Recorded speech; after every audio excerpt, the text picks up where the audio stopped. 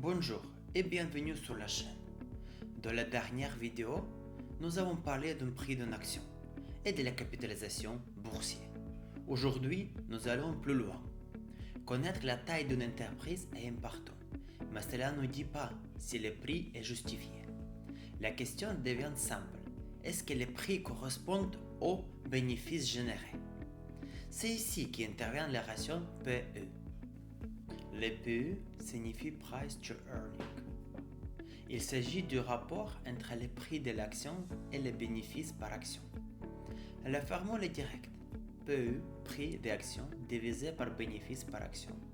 Si une entreprise gagne 5 euros par action et que son action se négocie à 100 euros, 100 divisé par 5 donne le PE 20. Cela signifie que le marché paie 20 années des bénéfices actuels. Prenons une autre entreprise. Même bénéfice par action, 5 euros, mais le prix est de 50 euros. 50 divisé par 5 donne un PE de 10. Deux entreprises, même profit, deux valorisations différentes. Le marché ne paye pas la même chose. Pourquoi?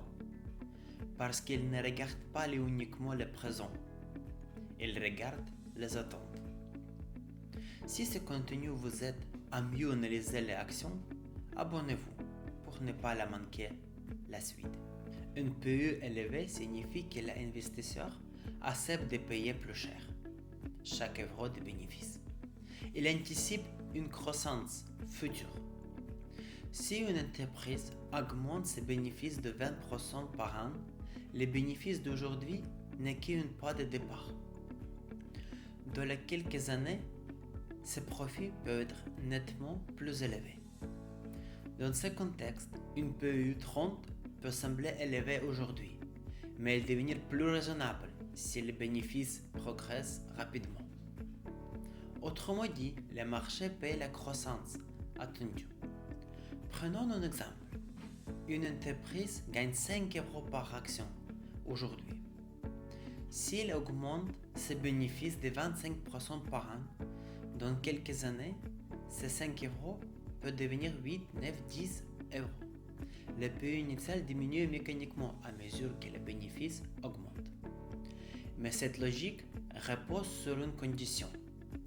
La croissance doit être réellement se produire.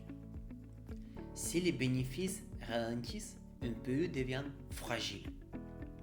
Les attentes étaient élevées. La correction peut être brutale.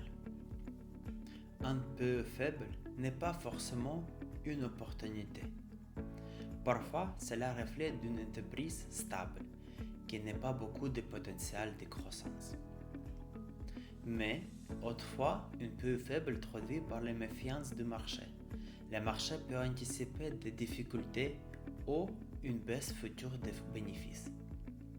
L'erreur, c'est de focaliser uniquement sur les chiffres. Une PE faible n'est pas un gage de qualité. Il faut comprendre pourquoi le marché valorise faiblement ses bénéfices. En d'autres termes, le contexte est toujours essentiel. Le ratio PE doit être comparé au secteur, à l'historique et au rythme de croissance. Une PE de 25 peut être courant dans la technologie. Le même niveau peut sembler élevé dans un secteur plus stable. Le ratio PE ne prédit pas l'avenir. Il indique simplement comment le marché valorise les bénéfices aujourd'hui. C'est un outil d'analyse, pas une garantie. Abonnez-vous. À très bientôt.